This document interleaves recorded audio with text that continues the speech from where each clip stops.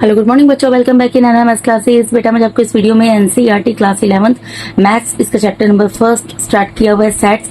इसके एक्सरसाइज 1.2 हम कर रहे हैं। इसका question number 5th and 6th इस वीडियो में कंप्लीट करेंगे। ठीक है जी। तो क्वेश्चन नंबर 5th में क्या बोल रहे हैं देखिए, are the following pairs of sets equal. क्या यहाँ पर आपको सेट्स के कुछ पेयर दिए हैं वो इक्वल हैं? गिव रीजंस, आपको रीजन बताने हैं। ठीक है बेटा।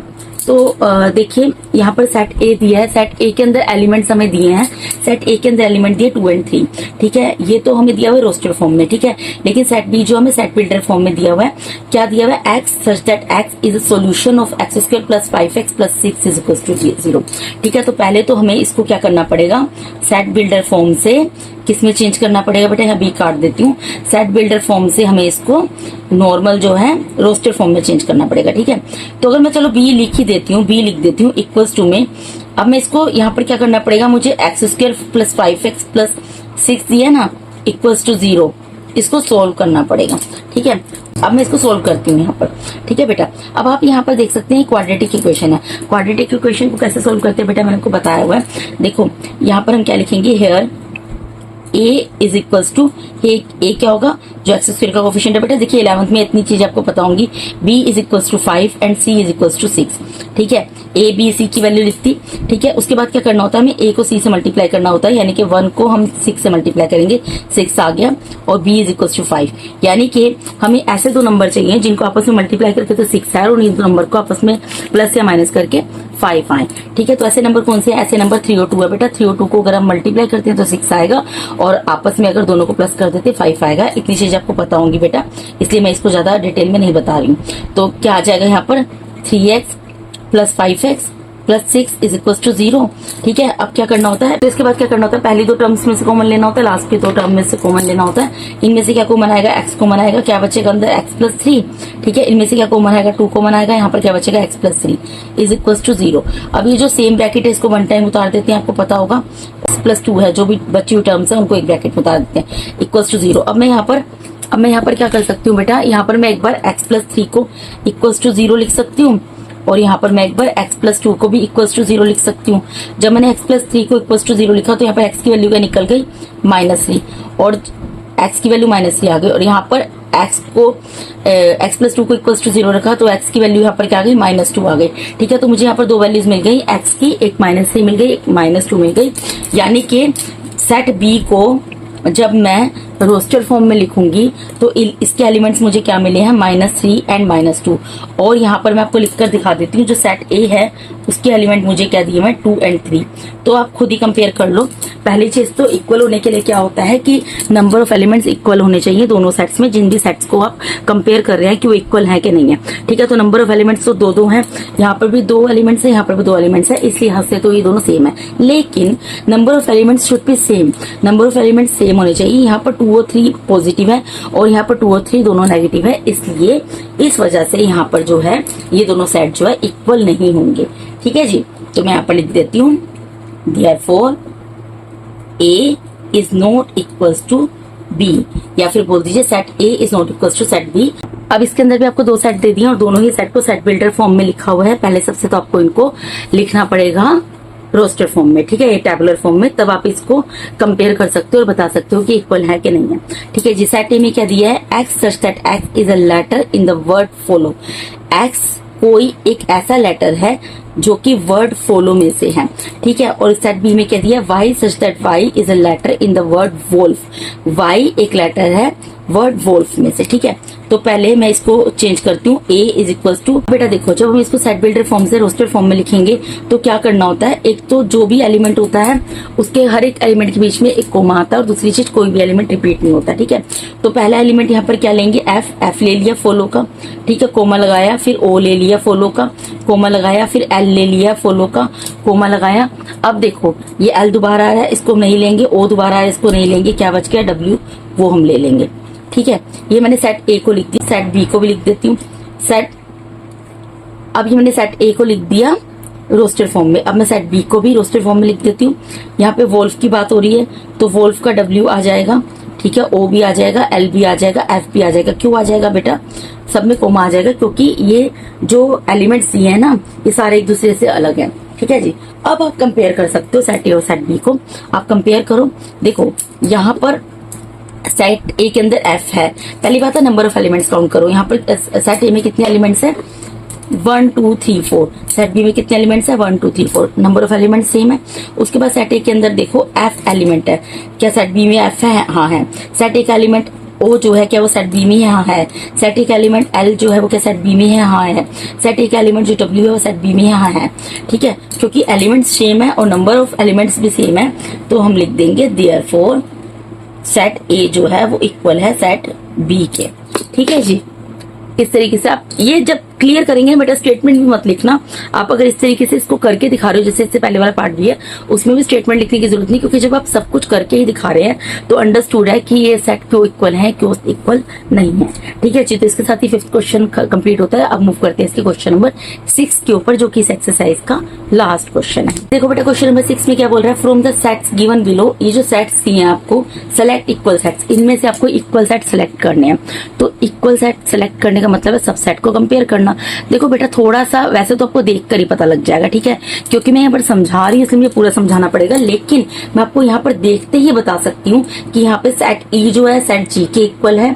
ठीक है जी, एक तो ये दोनों सेट इक्वल हैं, और दूसरी चीज सेट बी जो है वो सेट डी के इक्वल है। उसके अलावा कोई भी सेट इक्वल नहीं है, क्योंकि सेट इक्वल कब होते हैं, सेट इक्वल तब होते हैं जब कोई दो सेट इक्वल तब होते हैं बेटा जब उनमें नंबर ऑफ एलिमेंट्स सेम हो, और नंबर ऑफ एलिमेंट सेम हो और वो एक जैसे एलिमेंट हो।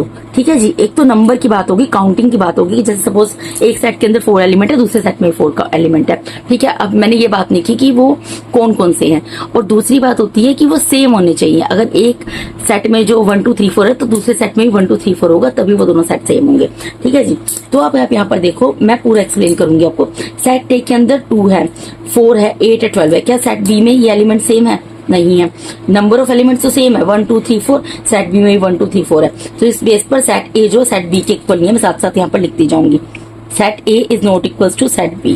ठीक है बेटा, इस तरीके से मैं आपको लिखती जाऊंगी। अब सेट ए को मैं सेट सी से कंपेयर करती हूँ। सेट ए में देखिए नंबर ऑफ एलिमेंट्स कितनी है, 1 2 3 4। सेट सी में कितने एलिमेंट्स है, 1 2 3 4। अब सेट ए में 2 है, क्या सेट सी में है।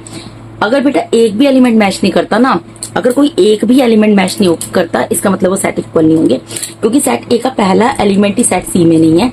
इसका मतलब हमें पता लग जाता है कि सेट ए जो है वो सेट सी के भी इक्वल नहीं है। अब सेट ए को कंपेयर करेंगे सेट डी से। ठीक है, सेट ए के अंदर नंबर ऑफ एलिमेंट्स कितनी है, 1 2 3 4। सेट डी में नंबर ऑफ एलिमेंट्स कितनी है, 1 2 3 4। अब सेट ए में एक एलिमेंट 2 है, क्या सेट डी में है, हाँ 2 तो है। सेट ए में एक एलिमेंट 4 है, क्या वो सेट डी में है, हाँ 4 भी है इसमें। सेट ए में एक एलिमेंट 8 है, क्या वो सेट डी में है, नहीं है। यहीं पे कहानी हो जाती है खत्म, यानी कि सेट ए जो है वो सेट डी के भी इक्वल नहीं है। अब सेट ए को हम ई से कंपेयर करेंगे। देखो ये तो यहाँ पर देखते पता लग रहा है, यहाँ पर तो ये पहली कंडीशन को, ये रिक्वायरमेंट को फुलफिल नहीं कर पा रहा। सेट ए में 4 एलिमेंट्स और सेट ई में 2 एलिमेंट्स है, यानी कि सेट ए जो है वो सेट ई के भी इक्वल नहीं होगा। अब उसके बाद सेट ए को अगर एफ से कंपेयर करेंगे, यहाँ पर भी सेट ए में हम देख सकते हैं नंबर ऑफ एलिमेंट्स 4 है, और सेट एफ में नंबर ऑफ एलिमेंट्स 2 है, यानी कि सेट ए जो है वो सेट एफ के भी इक्वल नहीं होगा। अब सेट ए को अगर सेट जी से कंपेयर करेंगे तब भी इक्वल नहीं होगा। सेट ए को सेट एच से भी कंपेयर करेंगे तब भी इक्वल नहीं होगा। क्यों नहीं होगा, क्योंकि सेट ए के अंदर बेटा नंबर ऑफ एलिमेंट्स 4 दिए हैं, और सेट जी और एच दोनों में नंबर ऑफ एलिमेंट्स 2 2 दिए हुए हैं। ठीक है जी। तो यहाँ पर मैं लिख देती हूँ, set A is not equal to set G, set A is not equal to set H. तो सेट ए तो किसी भी के भी इक्वल नहीं है। ठीक है, सेट ए अभी खत्म हो गया यहाँ पर, ये जो बाकी सब सेट से कंपेयर जब इनको किया। अब बात आती है सेट बी की। सेट बी में नंबर ऑफ एलिमेंट्स कितनी है, 4 है।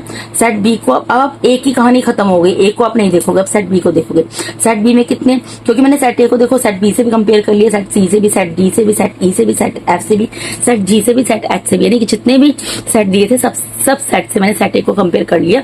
कहीं पर भी वो किसी के भी इक्वल नहीं है। ठीक है, तो अब मूव करेंगे सेकंड सेट के ऊपर, जो कि सेट बी है। सेट बी के अंदर नंबर ऑफ एलिमेंट्स कितने हैं, 4 है, 1 2 3 4। सेट सी के अंदर कितने हैं नंबर ऑफ एलिमेंट्स, 1 2 3 4। अब आप यहाँ पर देखो, सेट बी के अंदर पहला एलिमेंट 1 है, क्या सेट सी के अंदर है, 1 नहीं है। इसका मतलब सीधा साधा निकलता है कि सेट बी जो है वो सेट सी के इक्वल नहीं है। अब सेट बी के एलिमेंट देखेंगे, नंबर ऑफ एलिमेंट्स कितनी है, 4 है। अब इसको कंपेयर करेंगे सेट डी से, इसमें नंबर ऑफ एलिमेंट्स कितनी है, 4 है। सेट बी में 1 है, क्या वो सेट डी में है, हाँ है। सेट बी का एलिमेंट 2 क्या सेट डी में है, हाँ है। सेट बी का एलिमेंट 3 क्या सेट डी में है। सेट बी का एलिमेंट 4 क्या सेट बी में है। तो इसका मतलब क्या निकलता है, इसको मैं अलग कलर से लिख देती हूँ क्योंकि इक्वल आया है। सेट बी जो है इक्वल है सेट डी के। ठीक है जी। अब उसके बाद आगे बढ़ते हैं, सेट बी को कंपेयर करेंगे सेट डी से। देखो बेटा, अब set B, set E, set F, set G, set H किसी के इक्वल नहीं होगा। क्यों? क्योंकि सेट बी में तो है 4 एलिमेंट और set E F G H चारों में 2 एलिमेंट है। तो यह मैं सीधा लिख दूंगी, set B is not equal to set E, set B is not equal to set F, set B is not equals to set G and set B is not equals to set H। यहाँ B वाले set की कहानी भी हो गई खत्म। अब move करेंगे हम सी सेट पर। ठीक है, अब सी सेट को आप देखिए, सी सेट में नंबर ऑफ एलिमेंट्स कितने हैं, 1 2 3 4। सेट डी में कितने एलिमेंट्स हैं, नंबर ऑफ एलिमेंट्स कितने हैं, 1 2 3 4। ठीक है, सेट ए सी का जो पहला एलिमेंट 4 है वो क्या सेट डी में यहाँ है। सेट सी का जो दूसरा एलिमेंट है 8 वो क्या सेट डी में है, नहीं है। तो सिंपल सी चीज है, सेट सी जो है वो सेट डी के इक्वल नहीं है। अब सेट सी को हम कंपेयर अगर set E, set F, set G, set H से करें, किसी के इक्वल नहीं आएगा। क्यों नहीं आएगा बेटा? क्योंकि फर्स्ट रिक्वायरमेंट को फुलफिल नहीं कर रहा। फर्स्ट रिक्वायरमेंट क्या है कि number of elements should be same. यहाँ पर नंबर ऑफ एलिमेंट्स 4 है और set E F G H में नंबर ऑफ एलिमेंट्स 2 है। तो यहाँ पर मैं सीधा सा लिख दूंगी, set C is not equal to set E, set C is not equal to set F, set C is not equal to set G and set C is not equal to set H. किसी भी set के equal नहीं है, कहानी खत्म। ठीक है, तो अब ए की कहानी भी खत्म, बी की कहानी भी खत्म, सी की कहानी भी खत्म। मैंने क्रॉस लगा दिया सबके आगे, देख लो। ठीक है, अब मूव करेंगे सेट डी के ऊपर। ठीक है जी, अब सेट डी के अंदर नंबर ऑफ एलिमेंट्स कितनी है, 1 2 3 4। ये किसी भी सेट के इक्वल नहीं होगा। क्यों? क्योंकि सेट डी में जो नंबर ऑफ एलिमेंट्स है 4 है और set E F G H में नंबर ऑफ एलिमेंट्स 2 है। तो यहाँ मैं सीधा लिख दूंगी, set D is not equal to set E, set D is not equal to set F, set D is not equals to set G and set D is not equals to set H। अब यहाँ पर ये set D की कहानी भी हो गई खत्म। अब मूव करते हैं सेट ई के ऊपर। सेट ई के अंदर एलिमेंट्स क्या है बेटा? सेट ई के अंदर नंबर ऑफ एलिमेंट्स कितनी है, 2 है। ठीक है, और सेट एफ में भी नंबर ऑफ एलिमेंट्स 2 हैं। तो सेट ई का जो एलिमेंट -1 है कि वो सेट एफ में है, नहीं है। यानी कि सेट ई जो है वो नॉट इक्वल है सेट एफ के। अब सेट ई के अंदर जो नंबर ऑफ एलिमेंट्स कितनी है, 2 है। सेट जी में नंबर ऑफ एलिमेंट्स क्या है, 2 है। सेट ई के अंदर नंबर ऑफ एलिमेंट में फर्स्ट एलिमेंट -1 है, क्या जी में है, हाँ है। सेट ई के अंदर जो सेकंड एलिमेंट है 1 है, वो क्या सेट जी में है, हाँ है। यानी कि सेट ई जो है वो सेट, इसको मैं सॉरी अलग पेन से लिख देती हूँ कि सेट ई जो है वो इक्वल आ रहा है सेट जी के। ठीक है, सेट ई जो है वो इक्वल है सेट जी के। ठीक है, एलिमेंट्स का ऑर्डर मैटर नहीं करता बेटा। ठीक है, एलिमेंट्स शुड बी सेम। ठीक है, अब उसके बाद सेट ई को कंपेयर करेंगे सेट एच से। सेट ई में 2 नंबर ऑफ एलिमेंट्स है और सेट एच में भी नंबर ऑफ 2 एलिमेंट्स है, लेकिन दोनों के एलिमेंट्स अलग अलग हैं। इस वजह से सेट ई जो है वो नॉट इक्वल आएगा सेट एच के। अब यहाँ पर सेट ई की कहानी भी हो गई हमारी खत्म। अब मूव करो सेट एफ के ऊपर। सेट एफ के अंदर नंबर ऑफ एलिमेंट्स 2 हैं, सेट जी में भी नंबर ऑफ एलिमेंट्स 2 हैं और सेट एच में भी नंबर ऑफ एलिमेंट्स 2 हैं। लेकिन सेट एफ के जो नंबर ऑफ एलिमेंट्स है वो दोनों ही एलिमेंट, मतलब देखो जैसे यहाँ पर 0 आ रहा है, 0 एच में तो आ रहा है लेकिन ए नहीं आ रहा। ठीक है, इसी तरह तो इस वजह से सेट एफ जो है वो सेट जी के इक्वल भी नहीं होगा और सेट एफ जो है वो सेट जी के इक्वल भी नहीं है और एच के इक्वल भी नहीं। बेटा मैंने आगे पीछे लिख दिया, पहले एच लिख दिया फिर जी लिख दिया। ठीक है, अब समझ जाना, सेट एफ जो है सेट एच के भी इक्वल नहीं और सेट एफ जो है वो सेट जी के भी इक्वल नहीं है। तो यहाँ पर एफ सेट की कहानी भी हो जाती है खत्म। उसके बाद बस हमारे पास 2 ही सेट बचे हैं कंपेयर के लिए, जी और एच। ठीक है, सेट जी के अंदर कितने नंबर ऑफ एलिमेंट्स है, 2 हैं और सेट एच के अंदर नंबर ऑफ एलिमेंट्स कितने, 2 हैं। सेट जी का जो फर्स्ट एलिमेंट है वो सेट एच के अंदर है, लेकिन सेट जी का जो दूसरा एलिमेंट है वो सेट एच के अंदर नहीं है। तो इसका मतलब सेट जी जो है वो सेट एच के इक्वल नहीं है। तो सेट जी की कहानी खत्म हो गई और एच की भी इसके साथ ही खत्म हो गई, क्योंकि एच को हम किससे कंपेयर करेंगे, हमने सबको कंपेयर कर ही लिया। ठीक है जी, तो इस तरीके से आपको कर दिखाना पड़ेगा बेटा, अगर इस तरीके का क्वेश्चन आपसे पूछ लिया जाता है। वैसे तो आप देखकर समझ जाएंगे कौन सा सेट इक्वल है, लेकिन हमें सोल्व करके भी दिखाना पड़ता है। इतने सारे तामझाम के अंदर सिर्फ 2 ही सेट है जो इक्वल निकले, जो मैंने को पहले ही बता दिया था क्वेश्चन को देखते के साथ ही कि सेट बी सेट डी के इक्वल है और सेट ई जो है सेट एच के इक्वल है। ठीक है बेटा, तो इसके साथ ही क्वेश्चन नंबर 6 भी यहाँ पर हो जाता है खत्म और क्वेश्चन नंबर 6 के खत्म होने के साथ ही हमारी एक्सरसाइज 1.2 भी पूरी हो जाती है फिनिश। ठीक है जी। तो इसके साथ ही बेटा मैंने यहाँ पर आपको NCERT class 11th maths chapter number 1 sets इसके एक्सरसाइज 1.2 पूरी आज कंप्लीट करा दी है। अगर आप मेरे चैनल पे नए हैं, पुराने भी हैं बेटा, और अगर आप लोगों को मेरा टीचिंग मेथड स्पेशली अच्छा लगता है और अगर अभी तक आप लोगों ने मेरे चैनल को सब्सक्राइब नहीं किया है तो वो मेरे चैनल को सब्सक्राइब कीजिए, वीडियोस को लाइक कीजिए, अपने फ्रेंड्स एवं रिलेटिव्स के साथ शेयर कीजिए। And thank you so much for watching my videos बेटा। God bless all of you. Thank you so much once again. Bye bye.